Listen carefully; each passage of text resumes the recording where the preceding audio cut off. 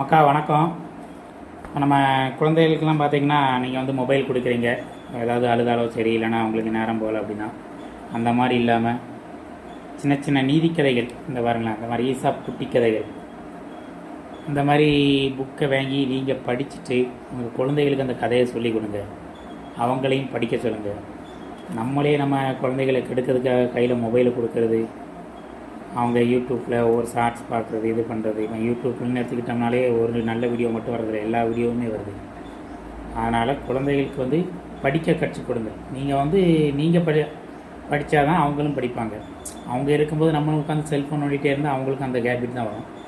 நீங்கள் இந்த மாதிரி நீதிக்கதைகள் புக் ஃபேர் எங்கேயாவது போட்டாங்கன்னா நீங்கள் அந்த 4-5 புக் வாங்கி வச்சுட்டு நீங்கள் அந்த புக்ஸை படித்து அதில் உள்ள கதைகளை சொல்லுங்கள், அவங்களையும் படிக்க வைங்க.